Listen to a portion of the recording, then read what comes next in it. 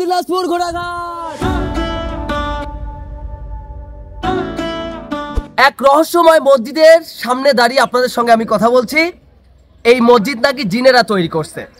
এই অঞ্চলের মানুষ এই মসজিদের নাম দিয়েছে ছোড়া মসজিদ। আর এই মসজিদটা কোথায় অবস্থিত? দিনাজপুর জেলায় ঘোড়াঘাট থানায় অবস্থিত এই মসজিদ এক রহস্যময় স্থান। দিনাজপুর ঘোড়াঘাটের রহস্যময় এই মসজিদের যেমন ইতিহাস আছে অনেক, তেমনি আমার পিছনে দেখতে পাচ্ছেন নান্দনিক একটা পুকুর আছে। সেই এরিয়াটা দেখলে মনোমুগ্ধকর একটা পরিবেশ দেখা যাচ্ছে। এই মনোমুগ্ধকর পরিবেশের পিছনেও একটা ইতিহাস আছে, একটা রহস্যময় আছে। সেটি জানতে হলে পুরো ভিডিও দেখতে হবে।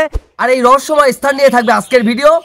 এই মুহূর্তে অনলাইনের যুগে দেশে কিংবা প্রবাসে কিংবা শহর কিংবা গ্রামে যে যেখান থেকে ভিডিও দেখছেন, এই মসজিদের ইতিহাস জানতে হলে এটা মানুষ তৈরি করছে নাকি জিন তৈরি করছে নাকি কোনো মেশিনের দ্বারাই তৈরি হয়েছে, সেটি জানিয়ে দেবো ভিডিওর মাধ্যমে। জানতে হলে ভিডিও দেখতে হবে আমার সঙ্গে। চলেন আজকে দেখব এই মসজিদের সব ইতিহাস, কি লুকিয়ে আছে এই মসজিদের পিছনে। শুধু কি এই মসজিদের রহস্যময় না, এই মসজিদের চারদিক দিয়ে ঘেরা অনেক রহস্য আছে। সেটি আমি যখন ঘুরে ঘুরে দেখেছি আপনাদেরকেও দেখাবো। আর এই মসজিদের চারপাশটা দেখতে হলে ভিডিওটা কেউ স্কিপ করা যাবে না। গ্রাম ছাড়া ওই রাঙ্গামাটির পথ আমার মন ভোলায় রে। গ্রাম মানেই আমাদের মধ্যে একটা আলাদা অনুভূতি। সবুজ শ্যামলে ভরপুর, মায়ায় ভরা প্রকৃতি, সোনালী ফসল, সোনালী মাঠ। হ্যাঁ প্রিয় দর্শক, বলছি দিনাজপুর জেলা ঘোড়াঘাট থানা চোরগাছা ইউনিয়নের কথা। এই ইউনিয়নেই নির্মাণ হয়েছে এক রহস্যময় মসজিদ, যে মসজিদের নামকরণ করা হয়েছে ছোড়া মসজিদ। তবে এই মসজিদ কে নির্মাণ করেছে, কবে নির্মাণ হয়েছে তা এখন পর্যন্ত এই এলাকার মানুষ বলতে পারছে না। তবে অনেকের মুখে শোনা যায় এই মসজিদ নাকি জিন তৈরি করছে।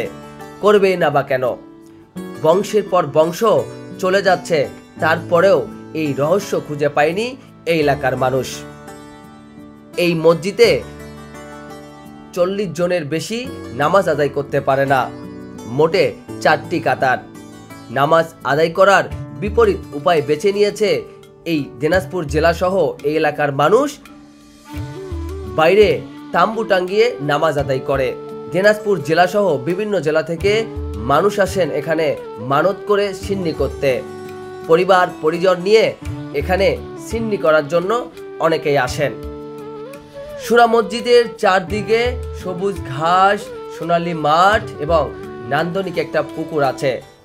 ভ্রমণ পিপাসু মানুষরাও আসেন এই সুরা মসজিদ দেখার জন্য কিংবা এই পুকুর, এই সোনালী মাঠের সঙ্গে নিজেকে মিশিয়ে নেওয়ার জন্য।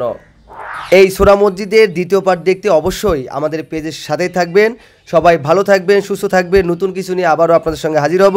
খোদা হাফেজ।